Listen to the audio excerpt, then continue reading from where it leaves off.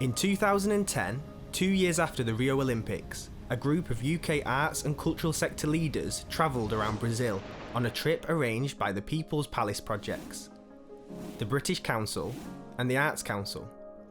In a small room packed with young people, they met Marcus Faustini, an artist and cultural activist from Rio de Janeiro. It was here that the group learnt about an innovative way of empowering young people through art, called the agency. Marcus led a session guiding the group through a variety of theatre techniques, but he wasn't creating a piece of theatre.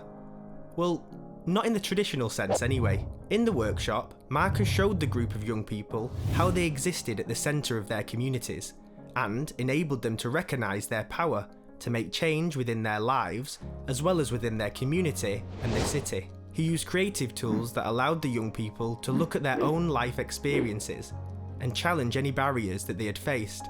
Inspired by what they had seen in Brazil, the arts leaders worked with the Wilkinson Foundation, UK branch, to secure funding and bring the agency to the UK. Battersea Arts Centre, in partnership with Contact, started the agency just 3 years later in Manchester and London. Although located in totally different parts of the country, Battersea Arts Centre and Contact are extremely similar organisations in the way we work with young people. Both organisations want to do more than traditional arts engagement. We want to run projects that hand over the tools and resources of our theatres to the communities we represent. And that's exactly what the agency does. The seed funding from the Wilkinson Foundation allowed us to pilot the agency in Manchester and London for 2 years, which proved really successful. Young people, who we call agents, created projects such as Universal Language, I Speak Football, which combines ESOL classes and football tournaments for people newly arrived in the UK, set up by 2 young men who came to this country as migrants and felt excluded because they couldn't speak English. Boundless Books, a book exchange programme for young people in care, set up by a young woman who was care experienced and who had found books and reading an important coping mechanism.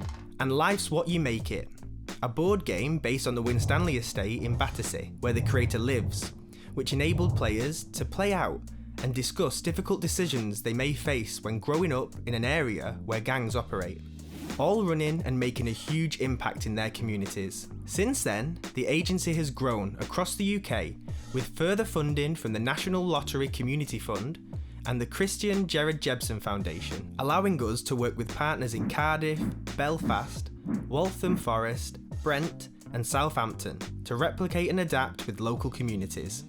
We are excited to continue to grow over the next few years and are looking to work with new organisations so that we can reach more young people across all parts of the country. Why has the agency been so successful? Well, you should probably ask the young people. I first heard about the agency when I was 15.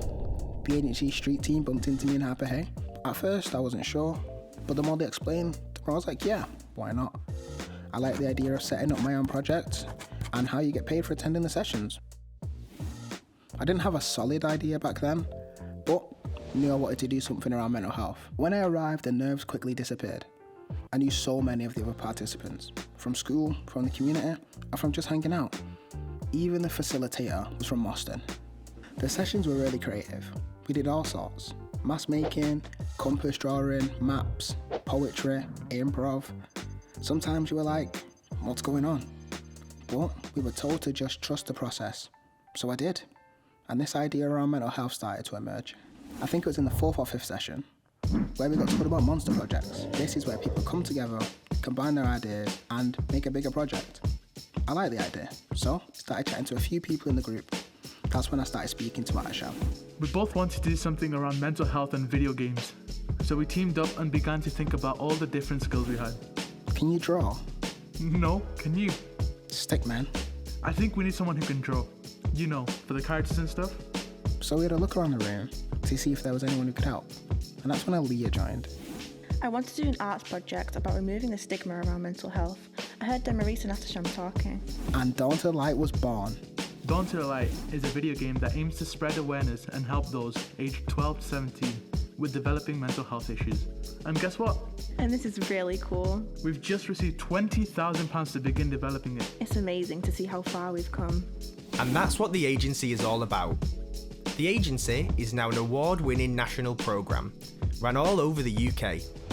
34 of the agent's social enterprise projects are still active, continuing to make a real difference in their communities. With 20,000 community members interacting with the agent's important work, it wouldn't be where it is without the original partners and seed funders. We're now growing the network to give more young people the opportunity to experience the agency. For more information and to get in touch, visit www.wearetheagency.co.